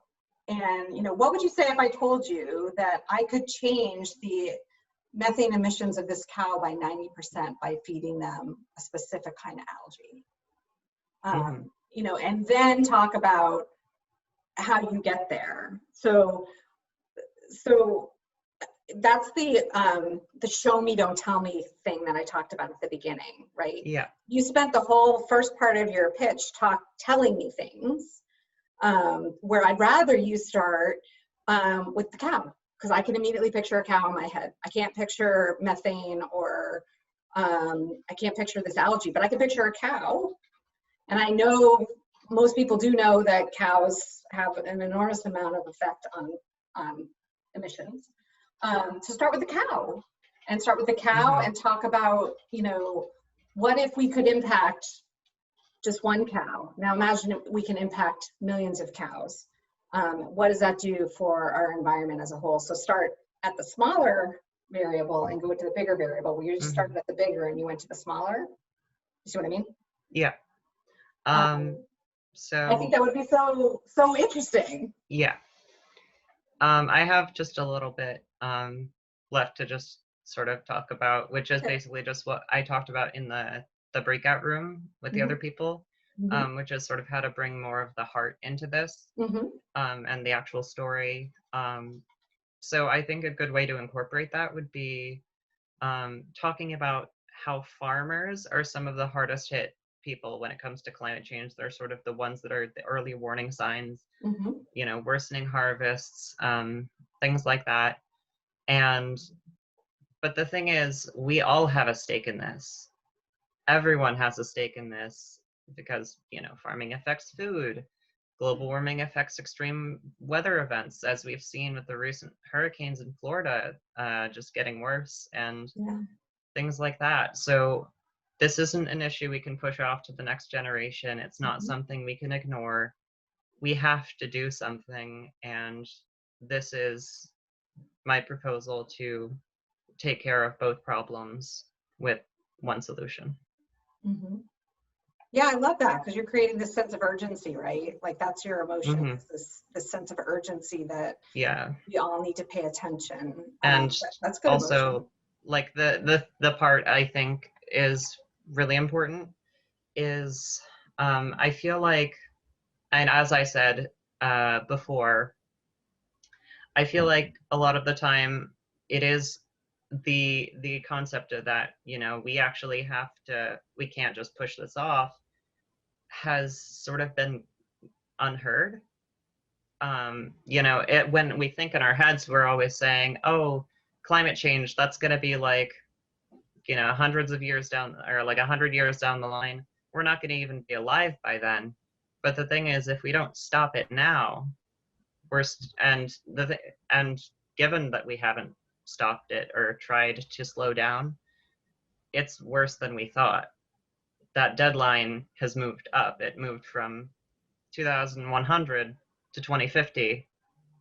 And now that's, you know, 2050 is sort of, you know, was the cutoff date for a while. Now it's 2030. That's 10 years from now. Right. And so it's not just like, it's not some like abstract concept like, oh, global warming, it's going to raise by like 1 degree. That's not that much. And yeah, that might not affect your daily life all that much, you know, the slight temperature increase, but the effect that has on environment and all that kind of thing is. I'm just going to interrupt for a second, Alice, because we only have 10 minutes left. So I just want everyone to at least get a snippet. No, it's all good. It's all good. I want a snippet of Debbie's brain to help out as many as possible. So I'm going to do this a little bit more rapid fire. So sorry to cut you off. So Jessica, Manning, you were next. Go ahead. I would just say, again, you went into tell, not show. So pick a farmer, tell me a story about a farmer, and tell me about, and show me how my life is going to change. If you just, you're talking in generalities, and I need you to show me how my life is going to change. Make it really personal to me. Like I am going to experience something really difficult. So bring it down to the individual level and show me. Thank you. Okay, would you call on, Ian? Sorry. Jessica Manning. And then if anybody else wants to go, raise your hand, and then we'll try to squeeze in. We've got 10 minutes left. Okay, so I've been working on this idea for maybe like about a month or so. So we haven't really worked on a pitch yet, but there's about 79.5 million people globally who have been forced to flee their homes, either escaping violence or famine or things along that nature. And a majority of them end up in refugee camps, where they will settle for ideally a temporary amount of time. And in this time, they are living off of humanitarian need. And they left behind everything that they had, and including their families in most cases. So they're really starting over from scratch. And living in these refugee camps, they kind of lose sights of their future, or they aren't forward thinking. They're living in a limbo and just living off of what is given to them. So in order to like address this issue, we would like to provide capital to people living in refugee camps in order for them to start making products that will showcase their culture, either like scarves or handbags or jewelry. Are these microloans or are they grants? This would be an investment. So I guess microloans, yeah. So we would either provide the materials if they aren't able to get it, or the money for them to be able to purchase materials themselves. And then they would make the products, and then we would sell them to a different country where the value of currency is higher, such as the United States, so that they would be able to sell them for a higher price. And then we would 50% of the profits would go back to the refugees for their income, and then 50% of the profits would feed back into the organization to continue helping more refugees and operational costs. Okay, so what did you come up with in terms of the emotion you're trying to drive home here with your solution? I think it was empathy as much as possible to understand what these people have gone through, and for them to get to a refugee camp, they've been through a lot, and then we're trying to help them overcome their past. So the empathy part comes in the problem, right? That's where you're gonna hopefully people will feel some empathy towards the situation that they're in. But your solution is really about hope. You're giving these people hope because they now have something to plan for. They have a livelihood that gives them confidence, like it helps their self-esteem, right? There are all these things that come with giving people a job and giving them a way to make money that lead to a level of confidence when you're in a situation like in a humanitarian refugee camp that you can't get anywhere else. So you're giving these folks hope, you're giving them confidence, you're helping their self-esteem to climb out of the situation that they're in. So what's more important is how the solution drives an emotion versus how the problem drives an emotion. So empathy is great, and you'll do that through describing one refugee in particular. So I want you to pick a story of a refugee in particular and describe their situation. But then as you describe the solution, it would be great if you could start to talk about, like, yes, we're giving them the supplies and all those things to make up, but what you're really giving them is hope. What you're really giving them is, you know, their self-esteem that they can build on to take with them and plan for a better life. You're giving them confidence. You're giving them, you know, a way to find their way out of this horrible situation they're in. So the emotion is less with the problem and more with the solution in your case. That's a very emotional solution that you're providing. So yeah, it's things, but ultimately it's not. It's something much bigger than the things, than the money or the supplies or the marketplace. It's a much bigger thing. Yeah, that makes sense. Thank you. Yeah, that's good. That's really interesting.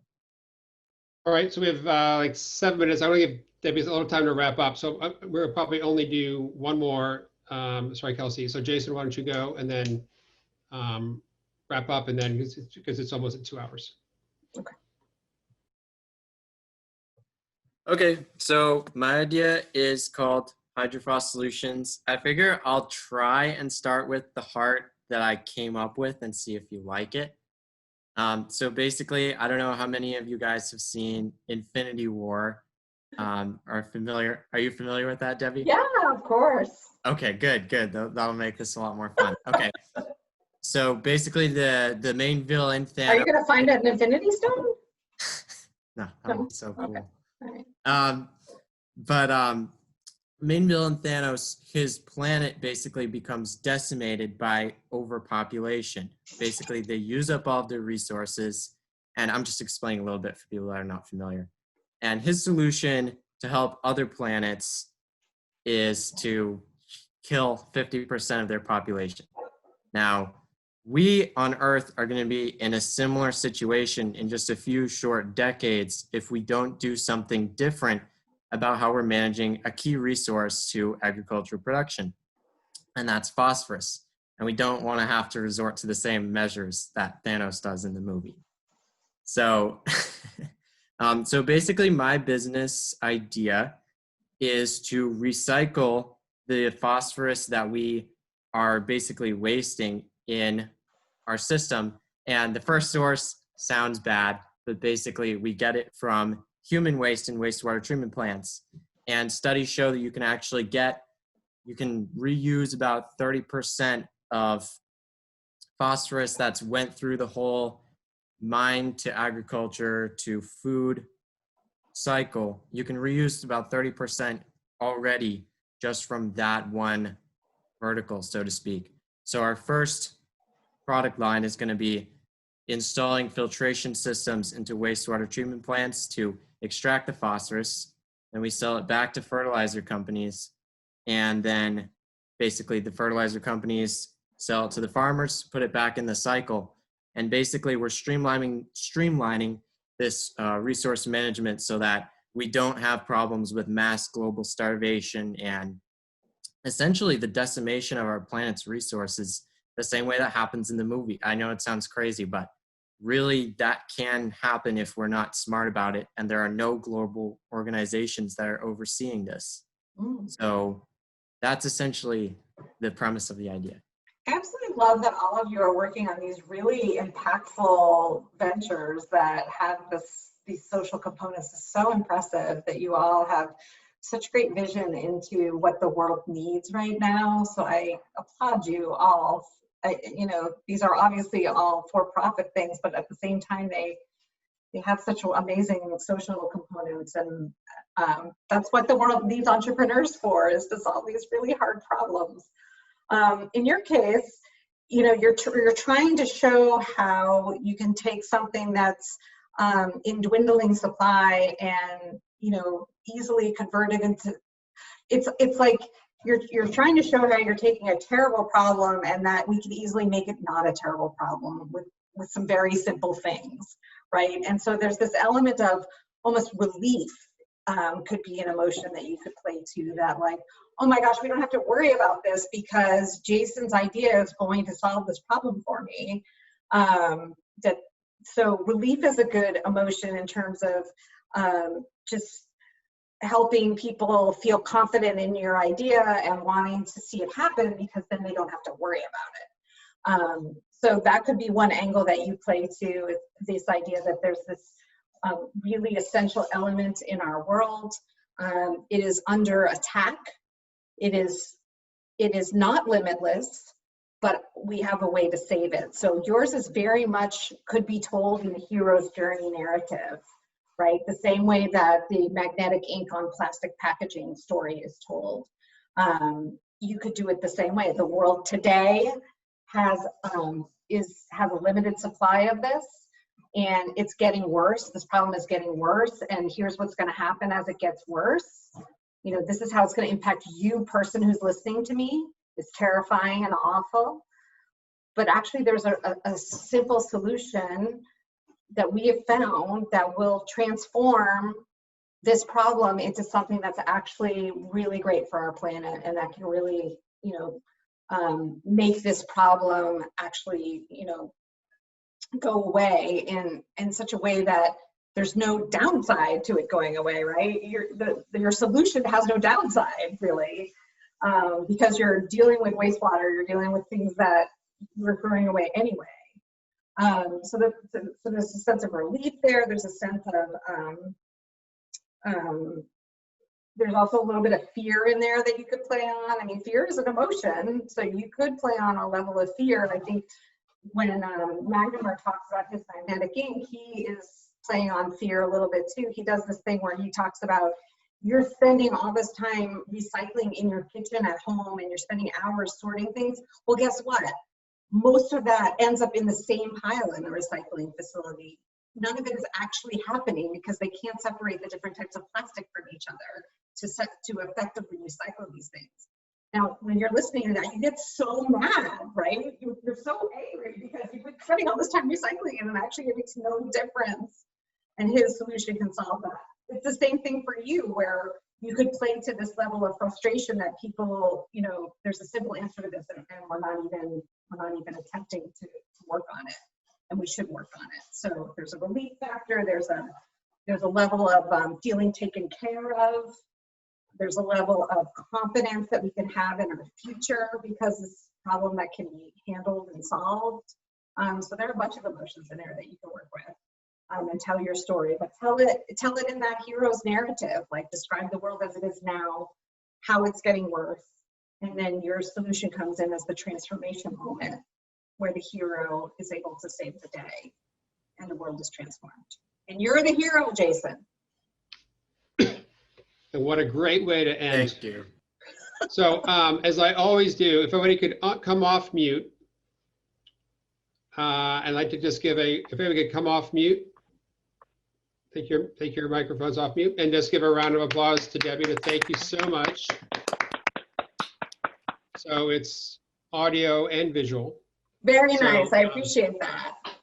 So nice. I didn't get into, there's a whole bunch of other stuff in the book if you get a chance to check it out. That's about the behaviors and relationship making parts of pitching. So I know you guys are really focused on this pitch competition that's coming up, as you should be. But there's stuff around coachability, which is things you should practice and know for your Q&A section in your pitch. How do you answer questions? How do you demonstrate active listening? How do you not be defensive when someone gives you feedback that you don't like? Those are behaviors and attitudes you need to practice and get used to. And also things like just how do you build your network? If you're working on an idea, start your email list now of people who you've pitched to and who you've told your idea about, so you can email them once a quarter with an update on how it's going. That's a great way to start building a network behind what you're building. So people who may not be useful right now or may not have something to give right now might have something to give in 6 months. And so you want to keep them connected to your business. So if you haven't started your email list, start it today and then put out a quarterly email every quarter with an update on your business and ask people to help you, ask them directly. People love to help entrepreneurs in general. They love it. And so if you can give them something very specific that you need help with, if they can do it, they will do it for you. So there are lots of other things. So with that, this is the book cover. I can never quite figure this out on camera. There we go. So it's at the MUB bookstore. It's free. We've already pre-purchased them. So go in, ask for the book from the ECenter. So if for some reason they run out, just email us. We will get you a copy for sure. So literally, Debbie's presentation just scratched the surface. You got a very high level, but you just scratched the surface. And yeah, I've read a lot of these books. This is really, really good. So it's free. So I strongly encourage all of you, even those without ideas currently, it will set you up to interview better, to present better in class. Literally, this is not about startups. We've sort of had that focus for presentations and startups just because of the closeness to SVIC and the fact that it's part of us, but just realize going forward that this is invaluable. I can't literally stress enough how valuable it is. So again, thanks to Bottom Line Technologies for sponsoring this. All of you showing up, I know with the hour time difference, it's even later, although you guys stay up to 3 a.m. anyway, so it's really me I'm talking about. But thank you again. Absolutely, this was so fun. It's such a pleasure to meet all of you and hear about your companies. Thanks for having me.